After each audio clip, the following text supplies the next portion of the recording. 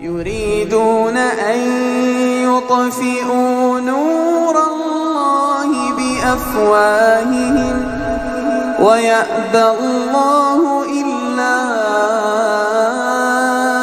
أن يتم نوره ولو كره الكافرون.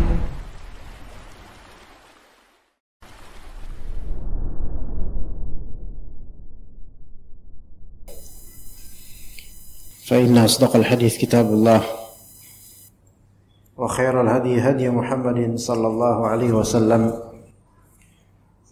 وشر الأمور محدثاتها وكل محدثة بدعة وكل بدعة ضلالة وكل ضلالة في النار. Amma ba'd, kitab yang tercetak versi terjemahan ini pada hakikatnya banyak sekali pernik-pernik kisah yang tidak ada di kitab terjemahan.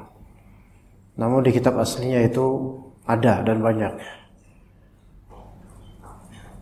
Sehingga perlu Anda bacakan beberapa riwayat yang disebutkan dalam kitab aslinya tentang masalah sebagian dari ulama yang mereka memiliki prestige dan prestasi. Di antara Imam Syafi'i membagi malam menjadi 3. Berkata penulis rahimahullah, rawal qadhi Iyad fil ilma'i ila usul riwayat wa taqyid as-sama'. Al-Qadhi Iyad meriwayatkan dalam kitab beliau Al-Ilma' berkaitan dengan ilmu hadis bisanadihi ila Rabi' bin Sulaiman al-Muradi, dengan sanad Al-Qadhi Iyad, sanad tersambung pada Rabi' bin Sulaiman al-Muradi, yang mana Ar-Rabi' ini adalah murid terdekat, murid Imam Syafi'i, yang mana Ar-Rabi' bin Sulaiman beliau rahimahullah, Imam Syafi'i terlahir di tahun 150 Hijriah dan wafat pada tahun 204 Hijriah. Dikatakan oleh Ar-Rabi' bin Sulaiman al-Muradi rahimahullah, anna Syafi'iyya kana yujazzi'u al-laila 3 ajza'. Al-Imam Syafi'i membagi malam menjadi 3 bagian. Al-thuluthul ula yaktub, wal-thani yusalli, wal-thalith yanam. Jazakallah khair. Al-Imam Syafi'i membagi malam menjadi 3 bagian. Sepertiganya untuk menulis, setengah kedua atau sepertiga kedua untuk sholat, dan sepertiga terakhir untuk tidur. Langsung di situ aja, jangan di gelas. Soalnya gelasnya udah banyak yang minum dari gelas itu, jadi kalau ini kan cuma ada doang yang minum spesial. Bismillah. Nggak tercela pemateri langsung dari gelas nggak apa-apa, walaupun sebagian pemateri maunya harus pakai gelas, ya kan? Tapi kalau anak nggak apa-apa, malah justru lebih milih pakai ini. Di masjid-masjid yang kajiannya banyak biasanya anak jangan pakai gelas, jangan pakai gelas. Kenapa? Ustadz lain juga minum, gitu. Anak nggak mau, bukan? Bahkan kadang-kadang anak tanyain ke beberapa teman DKM, bentar, antum udah cuci belum nih? Tadi malam ada kajian Ustadz Fulan, antum belum cuci, jangan-jangan nih. Nanti ilmu beliau masuk ke anak gimana?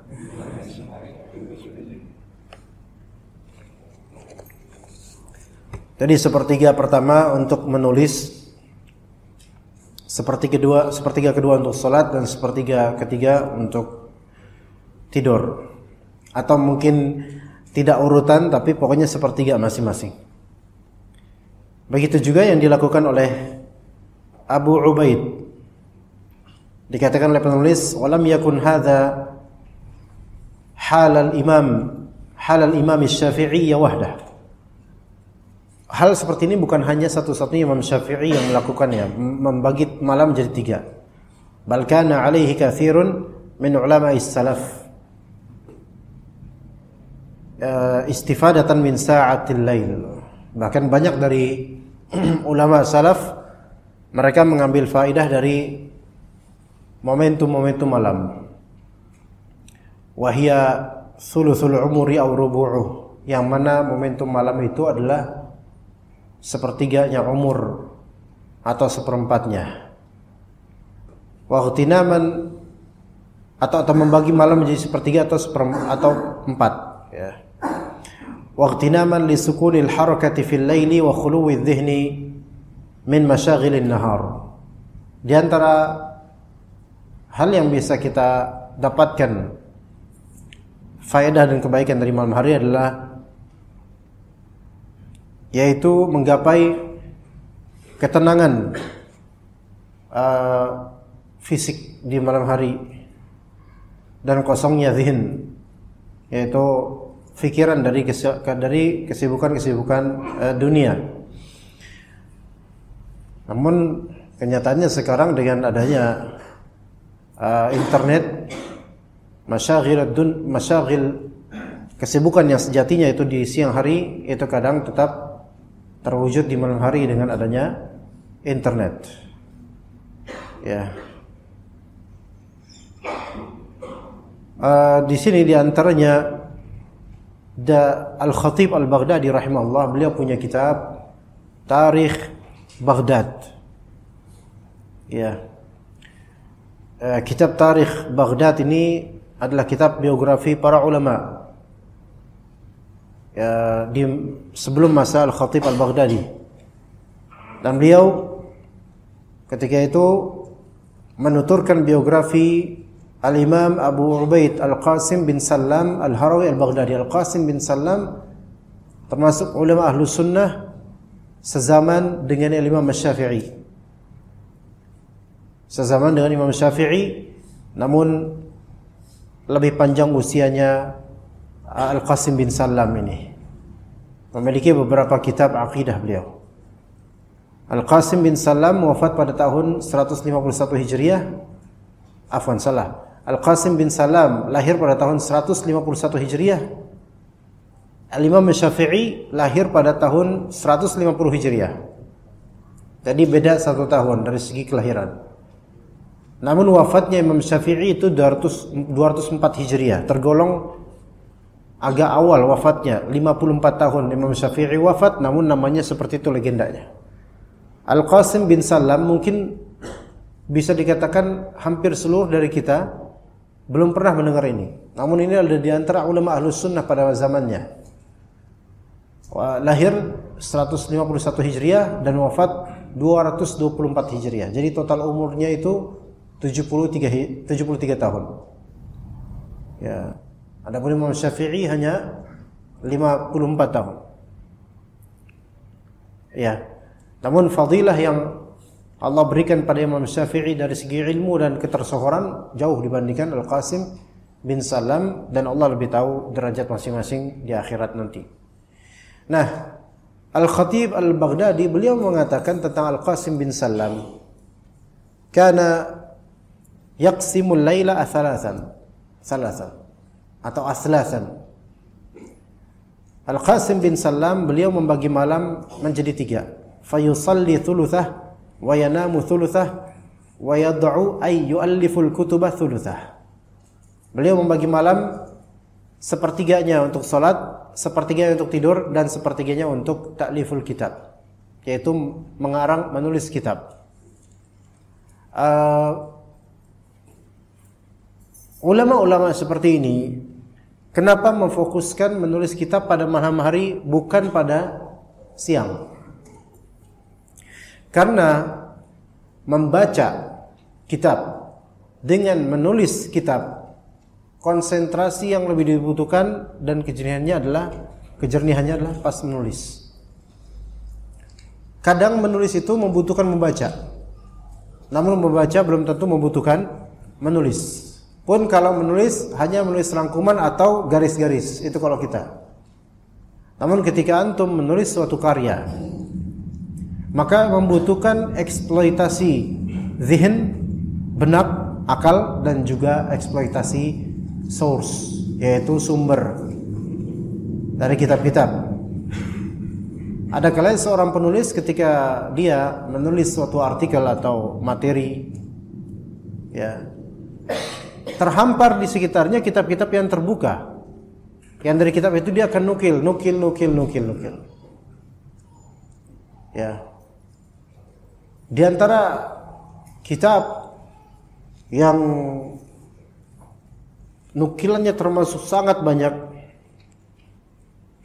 yaitu kitab Al-Insaf karya Al-Mardawi. Al-Insaf fi ma'rifatir rajihi min al-khilaf. Itu salah satu kitab mutawwalat atau kitab tebal yang ada di mazhab fiqih mazhab Hanbali.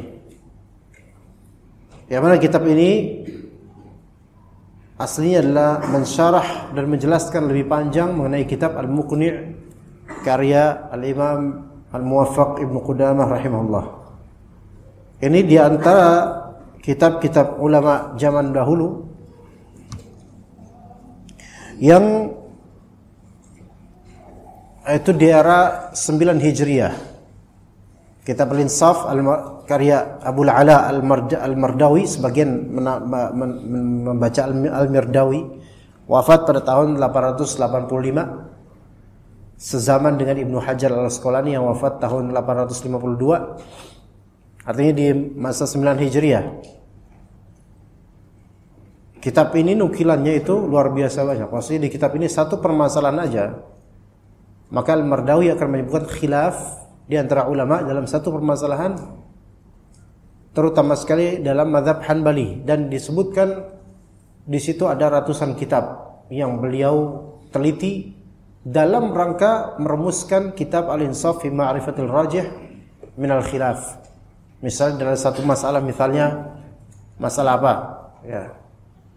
Ya, misalnya bai' al-mu'atat, misalnya masalah bai' al-mu'atat. Bai' al-mu'atat itu adalah jual beli tanpa sighah, jual beli tanpa lafal, jual beli tapi diam-diaman, itu bai' al-mu'atat. Antum ngasih duit, pembeli ngasih barang tanpa ngomong. Ini dalam mazhab Syafi'i tidak sah. Dalam mazhab Hanbali sah, namun khilaf. Apakah sahnya untuk syai' yasir, sesuatu yang kecil, barang-barang kecil kayak ciki, coklat, wafer kecil-kecil itu, atau untuk segala hal gitu loh. Walaupun hal yang besar, itu terjadi khilaf. Dan beliau akan menyebutkan dalam salah satu pendapat yang beliau sebutkan, itu beliau akan nisbatkan ke beberapa ulama dan kitab-kitab, ada disebutkan dalam kitab riayat, dalam kitab ini, dalam kitab ini. Bisa aja dalam satu pendapat itu beliau akan sadurkan 5 kitab atau lebih, beliau tulis di situ, di kitab ini akan disebutkan. Artinya source yang banyak dan kaya akan sumber. Makanya muridnya Syekh Utsaimin rahimahullah, itu Syekh Sami As-Suqair, menyebutkan bahwasanya kitab yang paling besar khidmatnya untuk muslimin, dalam satu judul kitab khidmatnya itu paling besar, di antaranya adalah kitab Al-Insaf karya Al-Mardawi ini. Tidak ada terjemahannya. Ana pertama kali melihat kitab Al-Insaf ini yang bisa 11 jilid atau lebih. Besar, kitab ini besar. 11 jilid atau lebih, segini kira-kira, segini ya. 1 2 3 4 5 6 7 11. Tergantung cetakan beda-beda. Anda melihatnya di perpustakaan di pesantren Al-Irsyad Tengaran. Perpustakaan. Karena ketika itu suka baca iseng-iseng tapi nggak ngerti apa yang baca, yang penting bahasa Arab. Namanya zaman ketika masih sekolah, cakrawala masih kecil, sedikit sempit, dan itu kitab tebal dan luar biasa dalam tentang masalah-masalah fikih dan khilaf. Namun itu membuat Anda teringat, subhanallah, berarti sekitar 20-an tahun lalu atau lebih, Anda membaca Al-Insaf, wallahi Anda nggak paham sama sekali apa maunya orang ini, karena ini kitab berat. Tapi sekarang ketika Anda membaca Al-Insaf, Anda paham, alhamdulillah, dengan izin Allah Azza wa Jalla. Jadi gini, fase anggap diflatkan aja, 20 tahun lalu Anda masih di Al-Irsyad sekolah. Ana membuka kitab Al-Insaf ini jilid tertentu, ana buka enggak paham sama sekali. Jangankan satu halamannya. Satu garis apa Indonesianya satu ini tuh? Alinea ya. Satu baris aja enggak paham ana. Itu waktu masih sekolah di Al-Irsyad, karena memang itu bukan kitab yang bisa dikunyah anak kecil. Kemudian 10 tahun kemudian anak di Lipia. Ya, anak lulus Lipia 2013 Desember, kira-kira terakhir Lipia 2013 Desember. Di Lipia itu konsentrasinya itu fiqih, dan karena syariah yaitu fiqih. Baik tafsirnya tafsir fiqih, hadisnya hadis ahkam fiqhiyah, fiqihnya fiqih perbandingan madhab. Jadi lebih fokus mendalami fiqih. Dan rata-rata lulusan Lipia itu sebenarnya lebih fokus mendalami fikih ketika di kampus Lipia dulu. Begitu juga Fakultas Syariah sampai sekarang. Namun kalau misalnya ada disuruh buka kitab Al-Insaf di ketika itu 10 tahun lalu 2013 atau 2012, ana tidak paham. Hanya paham beberapa istilah dan perkataan aja. Tapi tentu lebih paham jauh dibandingkan waktu masih di sekolah di Al-Irsyad. 10 tahun kemudian, anggap sekarang 2014. Alhamdulillah Allah berikan paham. Yang mana boleh jadi 5 tahun lalu tidak paham. Maksudnya pahamnya tidak sepaham sekarang. Apa makna dari ini, ikhwan? Di antara faedahnya dari cerita kecil ini, walaupun ini menceritakan diri sendiri bukan berarti meninggikan diri, naudzubillah min dzalik. Tapi faedahnya adalah ilmu itu memiliki tatawurat. Ilmu itu memiliki fase-fase, perkembangan demi perkembangan. Kadang perkembangan tersebut ditunjang oleh faktor perbendaharaan kosakata. Itu satu. Kadang perkembangan ilmu kita itu ditunjang dengan seringnya ikut ta'lim dan terbiasanya mendengar istilah-istilah dalam ilmu. Kosakata juga ya, yang pertama, kedua frase dan istilah sehingga chemistry-nya itu kena gitu loh. Itu dua. Kemudian di antara faktor yang ketiga yaitu pengalaman hidup dan kedewasaan berusia. Pengalaman hidup dan kedewasaan usia itu sebenarnya berpengaruh pada ilmu. Terutama ilmu-ilmu yang sifatnya akidah dan terapan amalan. Ilmu yang bersifat akidah dan terapan amalan. Maka pengalaman hidup, peristiwa demi peristiwa, apalagi gejolak-gejolak musibah, itu membuat ilmu itu bisa lebih dalam. Oleh karena itu ketika seorang yang sudah berusia 30-40 dia baru hijrah untuk ilmu, lebih bisa estafet dari segi pemahaman dibandingkan hafalan. Untuk hafalan mungkin sudah letih dia karena sudah banyak tuntutan kehidupan. Karena hafalan itu membutuhkan konsentrasi pakem ya, untuk antum nggak bisa ngafalin 30 juz tapi punya hutang banyak, susah itu. Ya. Tapi hafal 30 juz antum lebih paham tentang akidah karena harus lebih tawakal gitu kan. Jadi ilmu itu yang bersifat akidah, pemahaman dan penerapan, orang-orang yang sudah dewasa itu lebih cepat pahamnya. Karena mereka sudah memiliki pengalaman hidup. Anak muda yang usia misal 20 tahun walaupun hafal 20 dalil tentang tawakal, dengan orang tua usia 45 tahun hanya satu dalil hafal tentang tawakal, dan atau akan lihat pemahaman mereka tentang tawakal serta prakteknya lebih dalam mana? 45 tahun.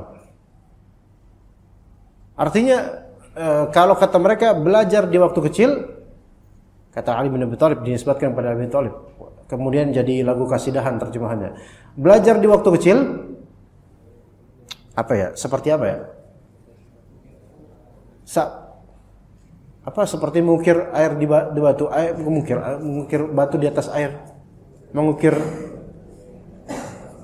Subhanallah, udah lama nggak murojaah lagu kasidahnya. Seperti mengukir di atas batu. Iya ya. Kalau belajar di waktu dewasa seperti mengukir di atas air. Maksud dari belajar ini adalah, kenapa batu dan air? Maksudnya adalah batu itu untuk hafalan.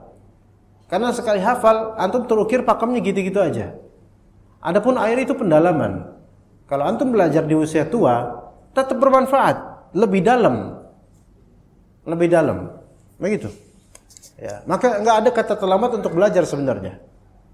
Seorang misalnya udah usia 60, banyak murid-murid kita ikhwan-ikhwan yang sudah bukan disebut ikhwan lagi, enjit-enjit, udah tua. Ya.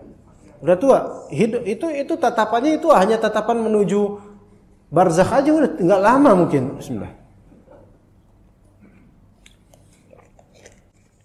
Tapi ketika mereka disuguhkan ilmu tentang tauhid, orang-orang tua ini adalah orang-orang yang paling dalam berusaha memahami tauhid, lebih luas cakrawala dibandingkan kita-kita yang mungkin belum seperti itu usianya.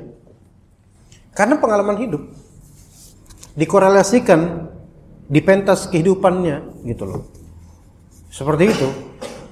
Namun Allah Ta'ala kadang memberikan karunia kepada seseorang lebih dari umurnya. Yaitu maksudnya mungkin umurnya 20, tapi dia lebih memahami dibandingkan orang yang jauh lebih tua daripada. Bisa. Itu karamah dari Allah dan fadl. Sebagaimana kisah Ashabul Ukhdud. Antum lihat pemuda yang diceritakan oleh Nabi SAW yang sebenarnya belum lama belajar, mengkomparasikan kemudian mana yang lebih afdal, apakah ilmunya rahib atau ilmunya sahir, penyihir. Kemudian Allah Ta'ala uji dalam suatu peristiwa, yaitu dia mau jalan ke rumahnya dukun, penyihir. Itu penyihir milik raja ya. Kemudian dia ternyata di jalanan ada halangan, yaitu binatang besar, dan orang-orang ketakutan. Kemudian dia membaca bismillah, ya Allah, minta sama Allah kalau misalnya memang rahib itu adalah orang yang benar ajarannya, maka tolong matikan binatang ini dengan lemparan batu ini. Mati. Dia doa dengan tauhidnya gitu loh. Maka mati, dan ini karamah. Diceritakan kisah ini kemudian ke rahib, dan rahib mengatakan, innakal yaum qad kunta afdal minni. Engkau sekarang sudah lebih afdal daripada saya karena pencapaianmu sekarang lebih dari saya, dari segi karamah. Dan anak belia ini, laki-laki belia, remaja atau laki-laki belia ini, dia mendalami kemudian tauhid, sehingga setiap dia berdoa Allah berikan karamah berupa khariqul adah, yaitu hal-hal yang di luar logika manusia. Dan itu terjadi alhamdulillah berulang. Setiap kali dia berdoa Allah berikan yang terbaik buat dia. Subhanallah. Ini udah azan Isya aja. Anak perasaan baru ngomong alhamdulillah gitu, baru tiba-tiba udah azan Isya. Gimana Pak Dedi, kita cukup sampai sini, habis Isya kita selesai atau gimana? Lanjutlah. Kemarin itu hampir 2 jam pulang, hampir 2 jam, 4 jam perjalanan, masa kajiannya 16 menit itu rugi Diana, insya Allah. Jadi nanti insya Allah ba'da Isya, ba'da kita teruskan lagi. Semoga teman-teman masih berkenan insya Allah. Bismillahirrahmanirrahim. Alhamdulillah wassalatu wassalamu ala Rasulillah wa ala alihi wa sahbihi wa wala, amma ba'd. Terakhir kita di halaman 65 bukan Pak? 62. 65 belum? Muhammad bin Salam Al-Bikandi sekarang. Ya, itu ya. Taib, di sini ada sedikit kisah perkataan Muhammad bin Salam Al-Bikandi yang beliau mengatakan qalamun bidinar, yaitu siapa yang mau menjual penanya seharga 1 dinar. Maka dikatakan oleh penulis, wa hadza Muhammad bin Salam Al-Bikandi Syekhul Bukhari. Beliau ini syekhnya Imam Bukhari, Muhammad bin Salam Al-Bikandi. wafat 227 Hijriah. Kalau Imam Bukhari wafat 256 Hijriah. Kana fi hali at-talabi jalisan fi majlis al-imla wasy-syaikhu yuhaddits wa yumli. Saat gurunya Imam Bukhari ini di masa belajar dulu, Al-Bikandi ini masih belajar menuntut ilmu ketika itu, beliau duduk untuk menulis pelajaran yang didiktekan. Masa-masa itu ada yang namanya imla. Imla itu maksudnya pendiktaan, mendikte hadis dan sanadnya. Kemudian para muridnya mereka menulis apa yang didiktekan. Fankasara qalamu Muhammadin bin Salam fa'amara an yunada qalamun bin dinar. Sedang disampaikan dan didiktekan oleh gurunya hadis-hadis, tiba-tiba saja pena Muhammad bin Salam patah, maka beliau segera berseru, siapa yang menjual penanya seharga 1 dinar? Apa yang terjadi? Fatatayarat ilaihil aqlam. Berterbanganlah beberapa pena ke arah beliau. Artinya orang-orang talib-talib lainnya itu langsung, nih ada pulpen saya, pakai ini Pak, beli aja pulpen saya. Tapi ibrahnya di sini bukan terbangnya pena, bukan. Ibrahnya adalah demi langsung dia bisa nulis lagi karena penanya patah, rusak. Ini kan namanya dikte itu kan berkelanjutan. Maka dia pengen cepat dapat pena. Supaya cepat dapat pena, maka dia mengumumkan siapa yang menjual penanya 1 dinar. 1 dinar itu enggak main-main itu. Enggak tahu ketika itu berapa rupiah kalau dirupiahkan, tapi itu bukan harga yang ringan. Ya, bukan dirham, dinar. Ya. Jadi tinggi harga. Misalnya antum lagi nulis pelajaran, tiba-tiba pulpen antum habis tintanya, terus ini bukan di masjid ya. Ini ketika ini bukan di masjid. Ya. Kemudian mengatakan siapa yang menjual pulpen, saya akan bayar dia misalnya 500.000 satu pulpen. Ya subhanallah, berterbangan itu pulpen. Kalau di masjid Al-Ikhlas enggak boleh seperti itu. Ya. Kenapa? Karena ini mau menjadi perdagangan nanti, enggak boleh berdagang di sini. Iya, jual beli jadi jual beli nanti, ya. Tapi ini seperti di rumah gurunya. Di masa-masa ahli hadis mereka belajar itu sekerap kali mereka menimba ilmu hadis dan sanadnya di rumah guru-guru mereka. Begitu. Dulu ya, ketika masa-masa itu belum ada isu terorisme. Belum harus izin Pak RT. Kalau sekarang ngadain majelis ta'lim di rumah harus izin Pak RT supaya tidak terjadi kisruh antar masyarakat. Tapi di zaman salaf itu para asatidzah di dulu kala zaman salaf itu mereka membuka kelas, membuka ta'lim di rumah. Di masjid lebih afdal memang. Tapi rumah supaya lebih berkah dan sebagai bentuk penuntut ilmu supaya semakin beradab pada guru, maka penuntut ilmu datang ke rumah-rumah guru. Itu dulu.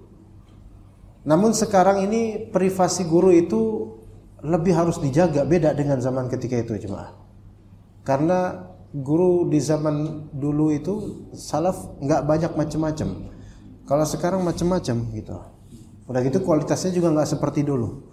Jadi ketika para talib, para penuntut ilmu datang ke rumah gurunya, juga beradab dan dipersilakan masuk, kemudian belajar doang, nggak hal-hal lain. Dah gitu. Bahkan ada juga riwayat yang disebutkan seorang salaf mencari satu hadis demi satu hadis, dia berjalan berbulan-bulan. Ya. Bahkan ada yang sampai di pintunya Imam Malik rahimahullah, kemudian ditolak oleh Imam Malik padahal udah jalan dari kota yang sangat jauh. Dan itu legendaris. Namun enggak baper habis itu, kemudian mentahdzir, kemudian di WhatsApp grup, kemudian ini ustadz ini hati-hati, dia songong, enggak belum ada.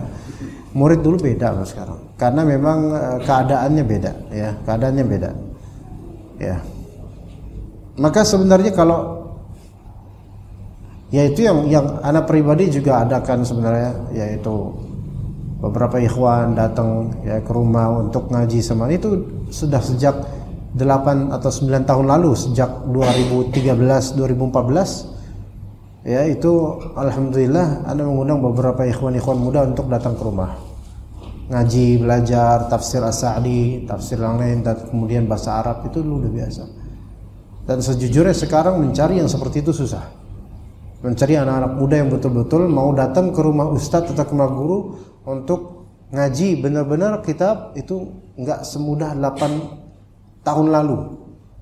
Ya, sekarang wallahu alam, apa memang qadarullah anak belum ketemu orang-orang yang bisa datang, atau memang mindset sudah berubah. Ya, wallahu alam. Kemudian dikatakan di sini oleh penulis rahimahullah, wa ma hadzal badlus sakhiy fi zaman at-talab min haula'il a'immatil a'lam. Sikapnya yang begitu dermawan muncul semata-mata karena beliau benar-benar mengetahui betapa mahalnya nilai waktu, enggak mau menyia-nyiakan untuk ke warung atau nyari pulpen di luar. Jadi nyari di dalam aja, di dalam rumahnya gurunya. Ya, dengan cara mempercepat, yaitu dengan menaikkan harga yang dia tawarkan. Dan kemudian wa qimati ma yumla'u bihi aidha. Karena juga beliau mengetahui betapa mahalnya nilai waktu dan betapa mahalnya hal-hal yang dilakukan dalam waktu tersebut. Ya. Beliau adalah seorang ulama sekaligus juga seorang penuntut ilmu yang menyadari tentang betapa bernilainya waktu. Beliau mengorbankan emas dan dinar demi untuk mendapatkan pena. Subhanallah, emas. Taib, juga Ubaid bin Ya'ish. Ini Ubaid bin Ya'ish namanya.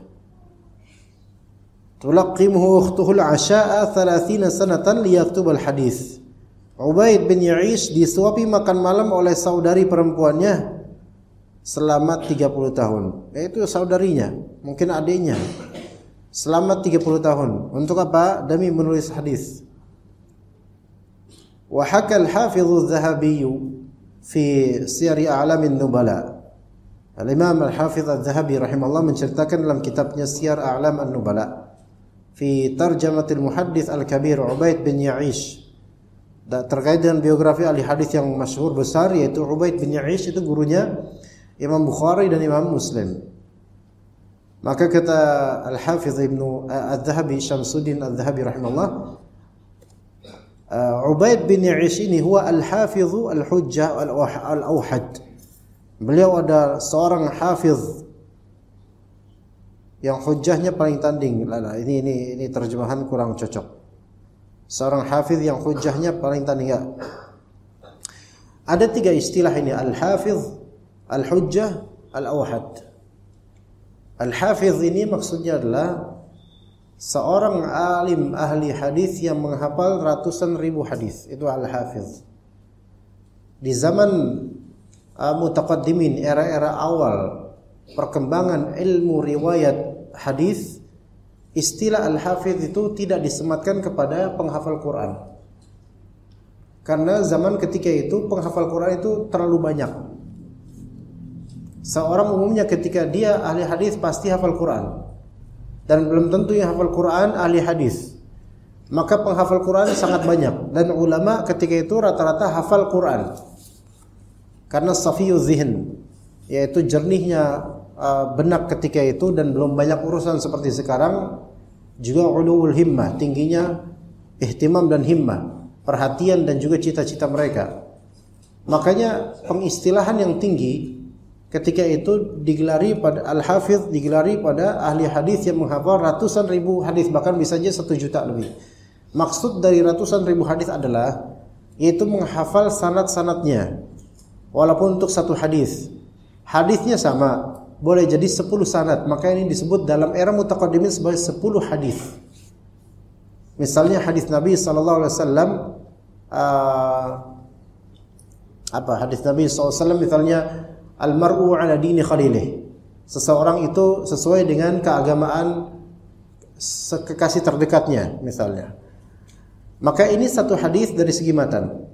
Namun jalur bisa dihafal sampai 10 cabang jalur, maka dari segi makna ketika di zaman mutaqaddimin dulu, awal-awal perkembangan hadis, maka itu disebut sebagai 10 hadis, bukan 1 hadis.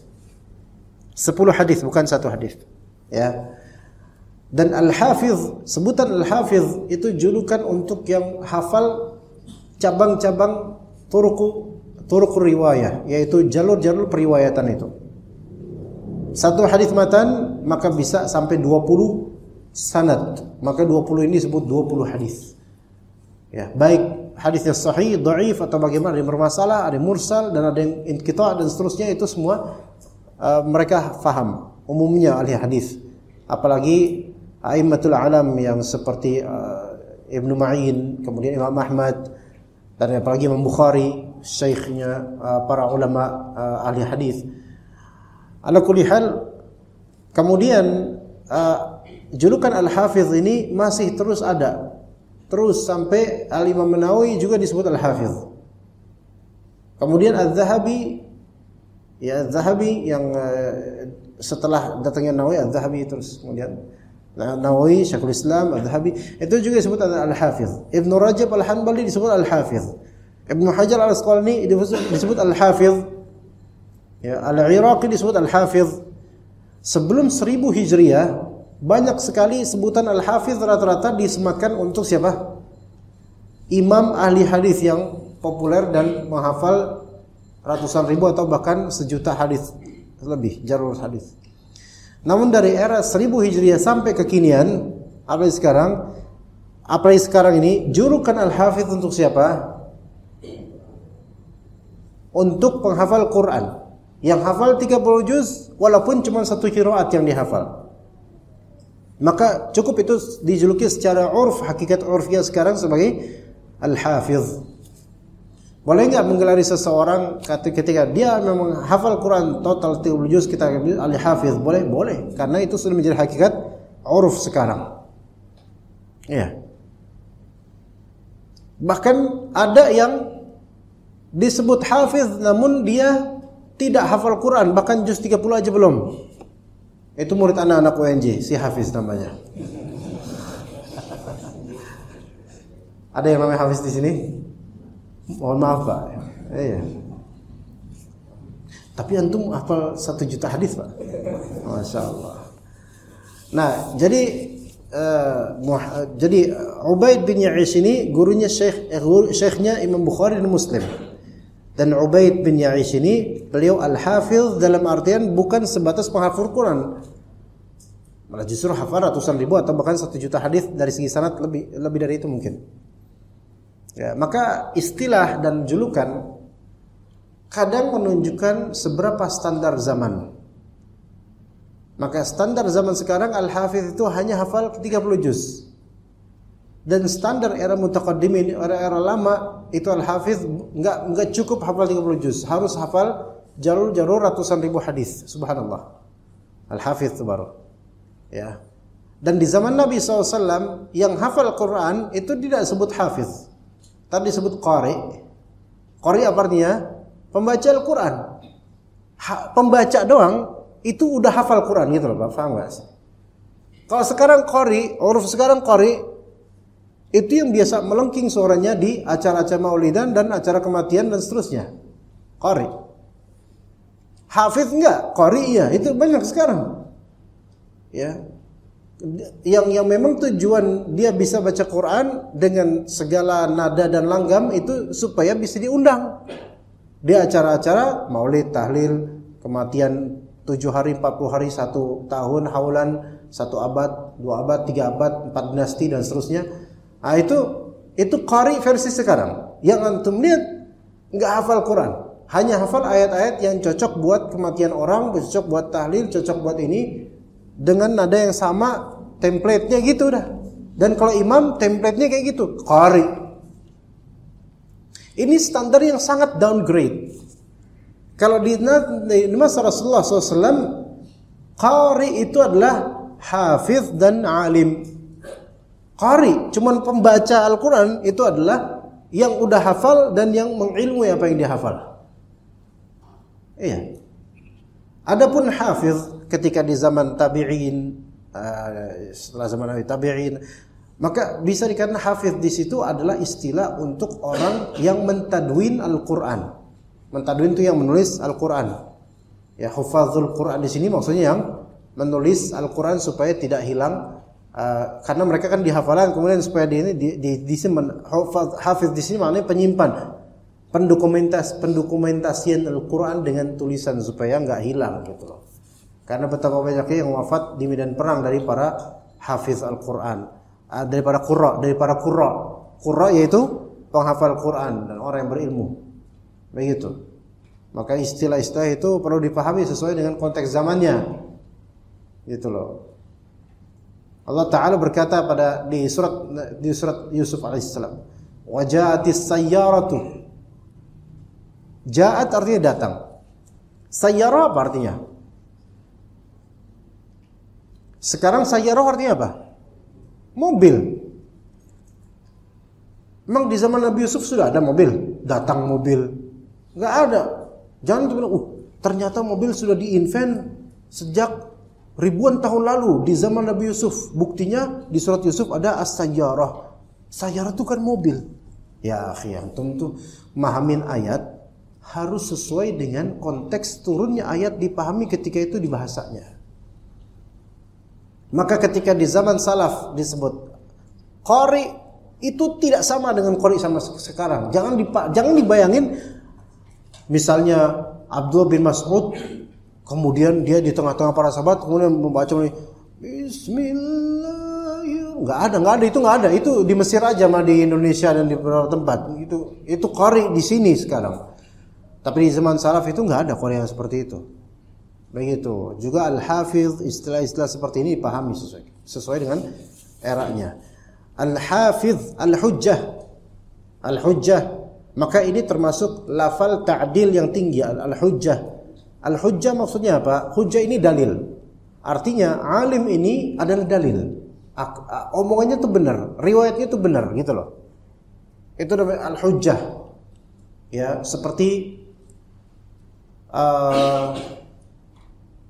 mereka berkata bahwasanya kalamus Syafi'i fil lughati kalamus Syafi'i fil lughati hujjatun. Ucapannya Imam Syafi'i di bahasa adalah hujjah. Ngerti enggak maksudnya? Antum tahu Imam Syafi'i itu ulama yang bukan hanya terkenal akan kepiawaian fikih dan usul fikihnya, tapi termasuk ulama yang mutabarri', ulama yang piawai dalam masalah lughah, bahasa. Beliau memiliki beberapa kitab. Di antara kitab Ar-Risalah. Ya. Itu kitab usul fikih. Kitab usul fikih pertama yang tertulis, kitab Ar-Risalah namanya. Ya, sebagian ulama mengatakan asli nama kitab ini bukan Ar-Risalah, tapi karena kitab ini asli adalah surat Risalah kiriman, maka dikatakan Risalah. Wallahu a'lam. Kemudian punya kitab Al-Um yang masyhur. Nah, kitab Al-Um ini sebenarnya beliau mendiktekan ke muridnya.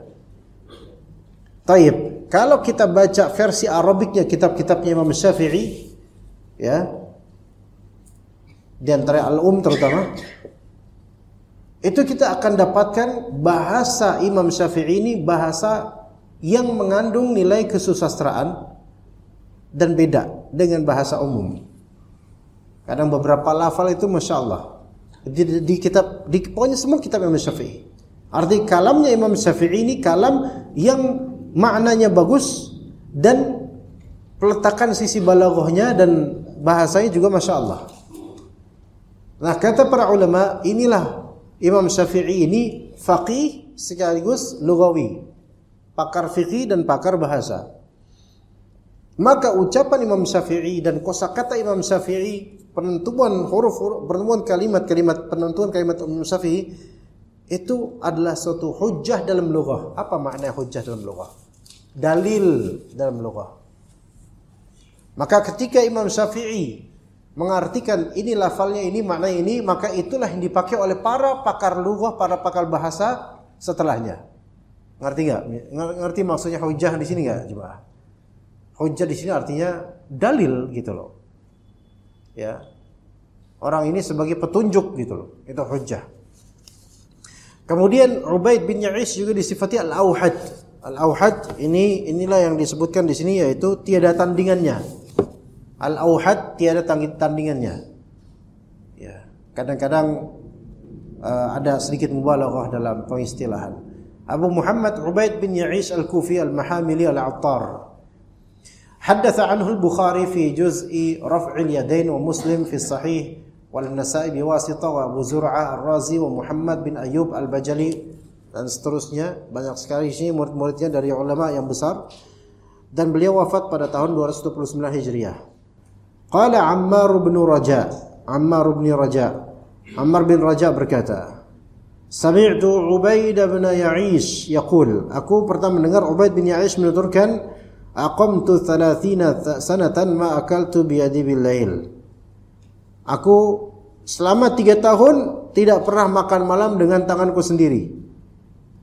Kanat ukhti tulaqimuni wa ana aktubul hadis.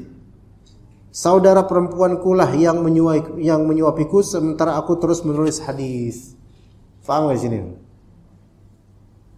Dan ini sya'nul ulama. Ini emang biasa ulama seperti ini, coba. Ya. Dan Anda pernah melihat seorang ustaz penulis, dan dia sedang menulis di komputer, menulis dan sibuk menulis beberapa hal, sibuk menulis itu suatu hal yang membutuhkan konsentrasi tinggi dan referensi yang banyak. Menulis itu Anda melihat istrinya itu bukan sekali dua, berkali-kali disuapin kayak anak-anak, disuapin. Iya, dan tetap menulis, tetap menulis. Itu wallahi Anda menyaksikan. Itu bukan sekali 2 kali, berbelas atau mungkin berpuluh kali, itu hal yang biasa. Iya. Nah, kalau kita kan nggak nulis, kita kan apa? Baca status WhatsApp temen, ya itu sambil disuapin gitu. Ya scroll down, Skype, skip gitu. Sambil disuapin gitu. Kita nggak tahu kalau yang disuapin ternyata kecoa atau apa, kita nggak tahu. Iya. Tapi beginilah Ibnu Ma'in mengisi waktunya dengan menggeluti hadis. Ya. Ada pertanyaan nggak ikhwan di sini? Ada pertanyaan nggak di sini? Tanya langsung gitu mungkin kalau ada mau nanya. Ada. Kalau ada yang mau nanya langsung nggak apa-apa, nanya tentang apa aja nggak apa-apa. Nanti dijawab sama Pak Dedi ya. Bismillah. Assalamualaikum. Waalaikumsalam warahmatullahi wabarakatuh. Ustaz, Afwan bertanya di luar tema. Apa hukum orang yang mengatakan surat Asy-Syu'ara adalah surat pemusik? Ini masih aja dibahas. Ini udah capek bahas ini, ikhwan. Antum enggak capek dah? Ana aja baca doang capek. Mengatakan tentu ini min abtalil abatil, ya, di antara sebatil-batilnya kebatilan. Kita kalau gini, hal-hal seperti ini antum harus tahu latar belakangnya apa. Seseorang tidak akan mengucapkan dan melaqabkan atau menafsirkan syu'ara dengan musicians, ya, dan syair sebagai music kecuali itu ada background dari segi pendidikan atau dari segi hati dan fikrah, pemikiran. Ya. Bismillah. Belum ada satupun ulama yang menerjemahkan atau menafsirkan syu'ara sebagai musicians. Namun lihat tariknya, benangnya, latar belakangnya. Pertama, siapapun yang latar belakangnya itu tidak bermanhaj salaf, maka ketergelinciran dari segi fikrah itu sesuatu yang sangat rentan. Yang bermanhaj salaf saja juga bisa salah gitu loh. Ya kita enggak merekomendasikan diri kita enggak pernah salah. Sering. Hanya ketika frame antum atau manhaj antum atau sirah dan tata cara berpikir antum itu udah ada kesalahan, maka natijah dan hasilnya itu akan ada salah. Itu satu. Kemudian kedua, jika antum belum populer, maka bercita-citalah untuk tidak populer. Karena popularitas itu kadang menjadi berhala. Dan itu berhala yang berat untuk dilepas pelukannya. Karena di balik popularitas itu ada pujian, ada uang, ada wanita, ada hal-hal lain yang disitulah dunia semuanya. Makanya para ulama ahli hadis di zaman mutaqaddimin, mereka sampai menyatakan tidak akan bersatu namanya menuntut ilmu dengan hubbus syuhrah. Menuntut ilmu dengan cinta popularitas itu nggak bisa bersatu. Ketika seorang talib atau dai dia melakukan sesuatu hal, baik membuat video atau apa, yang mana dia tahu itu akan mendongkrak syuhrahnya, maka harus betul-betul diteliti lagi hatinya, karena ini berat.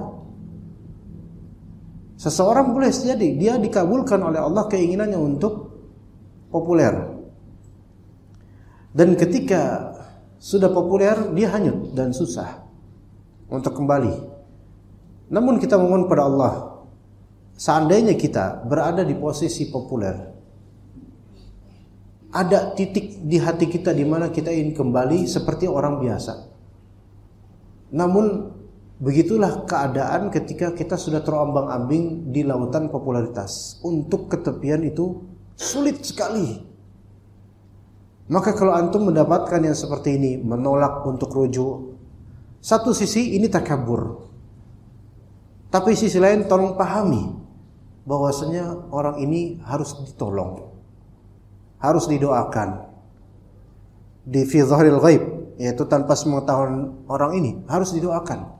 Ya Allah, kembalikan dia ke jalan yang benar. Karena kalau kita di posisi beliau, boleh jadi sama tingkah kita. Berat, syuhrah itu berat. Ya, ini titik yang perlu teman-teman Ahlus Sunnah itu singgung dan singkap. Karena rata-rata kita itu hanya bisa menjatuhkan selesai. Betul, ini layak dijatuhkan, betul, tapi sebentar. Ada hal-hal lain yang kadang kita perlu juga ngaca dan perlu betul-betul memahami. Orang seperti ini perlu didoakan.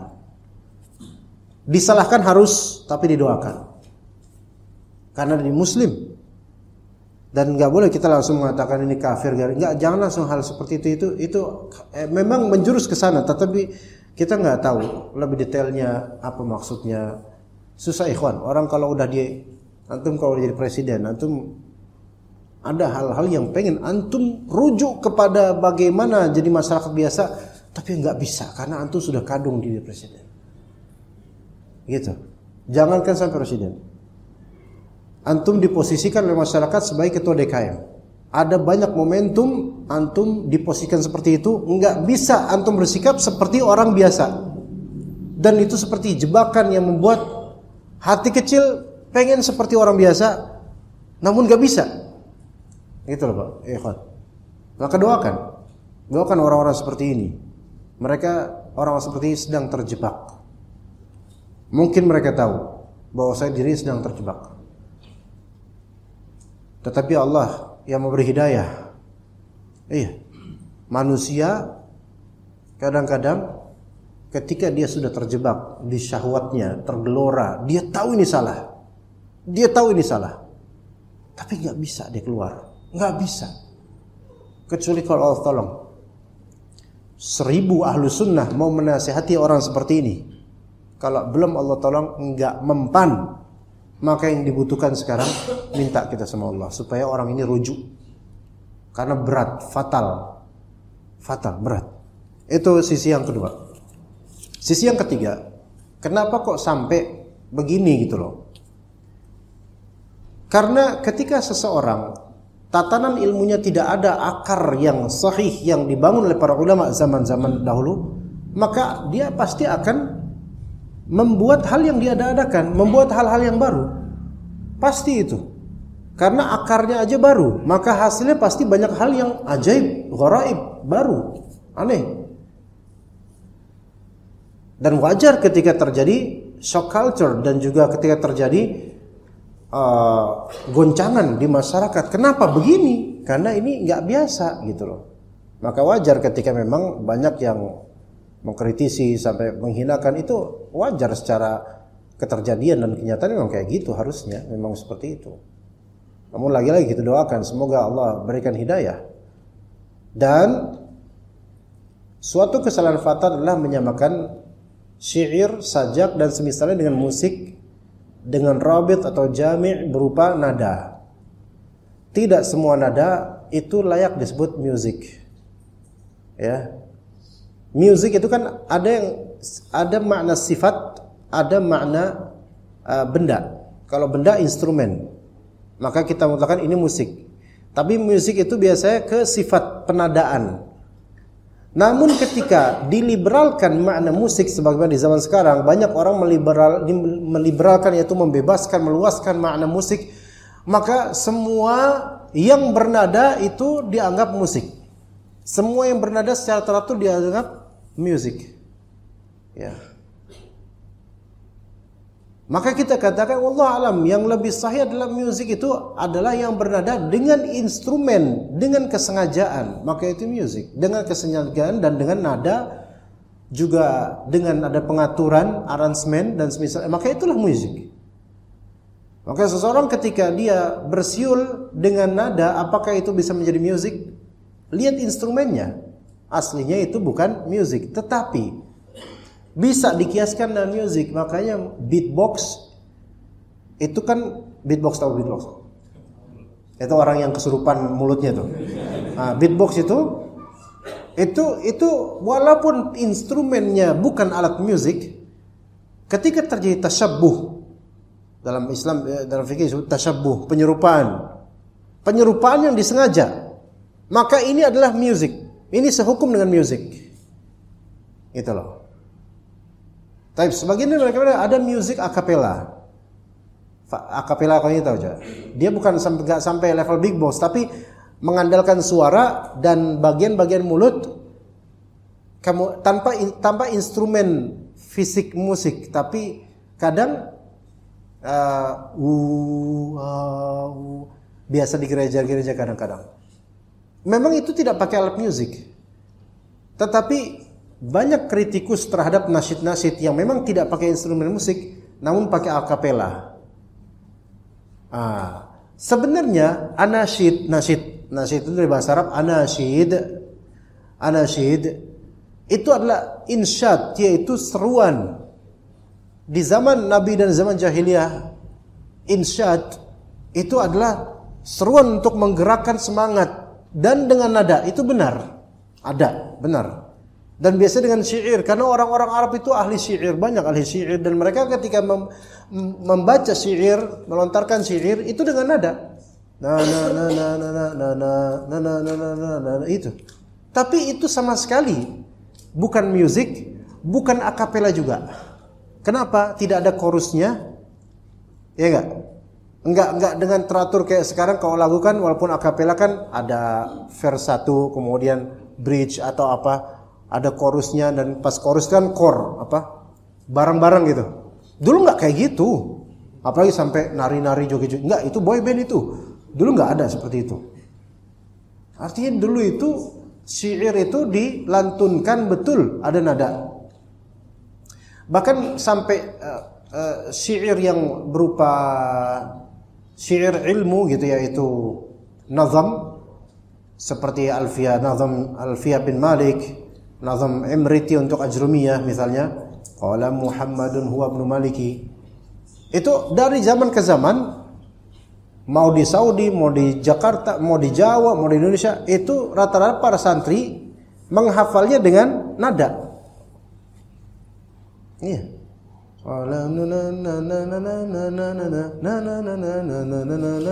Itu seperti itu.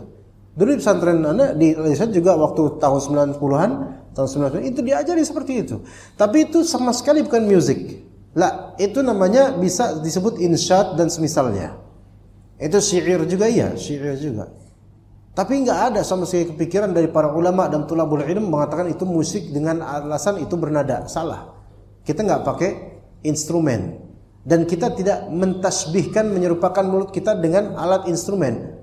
Ketika kita ngomong atau mendendangkan sesuatu, tiba-tiba ada yang bum bum bum bum baru gitu dari mulut ikhwan yang lain.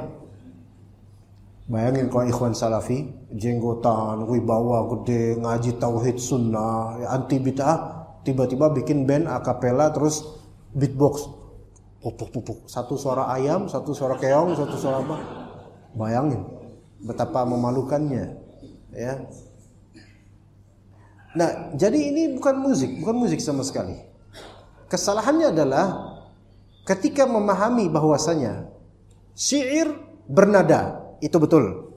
Musik memberikan nada, ini juga benar. Dan kalau gitu sama. Syair adalah musik. Ya enggak, no, sebentar. Penyair adalah pemusik. Ya, aransemennya mana? Alatnya mana? Enggak, yang bukan alat, nada. Lah berarti alat musik ini mana? Berarti antum sama dengan mengatakan ini tenggorokan alat musik. Dan segala yang bernada berarti musik. Berarti Al-Quran juga musik. Na'udzubillah min dzalik. Dan ana pernah mendengar orang berkata seperti ini jauh sebelum terjadi hal-hal seperti ini. Dari kalangan ya itulah pokoknya adalah, antum enggak perlu tahu, ya. Ada yang bilang gitu di internet, ya. Maka nanti kalau misalnya ada ringtone kumpulan kentut-kentut orang bernada gitu, musik. Instrumennya apa? Dubur. Enggak bisa dikatakan semua yang bernada walaupun teratur langsung disebut ini adalah musik. Lah. Jadi kesalahpahaman, salah, dan ini bisa dibilang memaksakan. Sayangnya ini pemaksaan yang akibatnya fatal.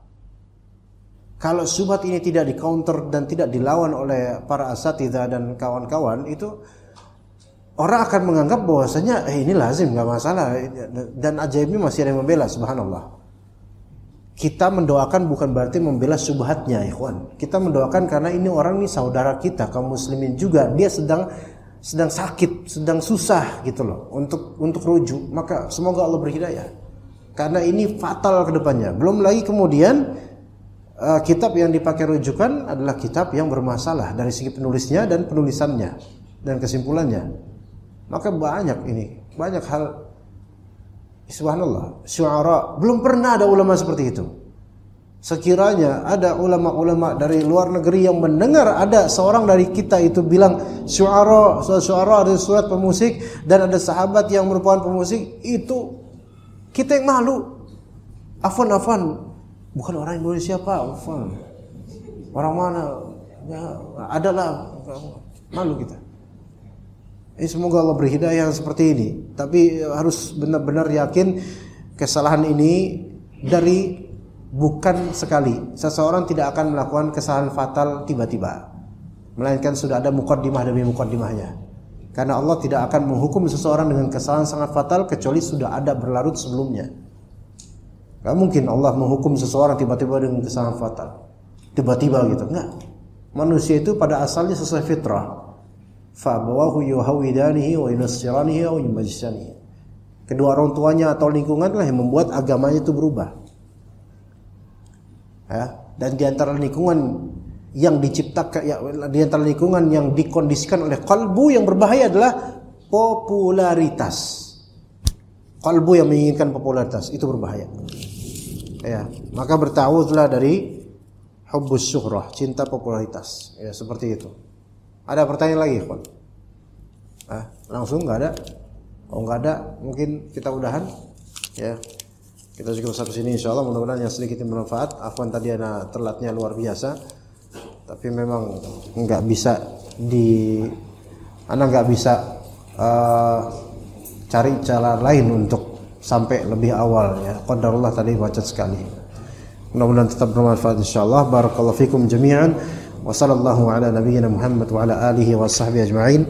Subhanakallahumma bihamdika asyhadu an la ilaha illa anta astaghfiruka wa atubu ilaik. Wassalamu alaikum warahmatullahi wabarakatuh.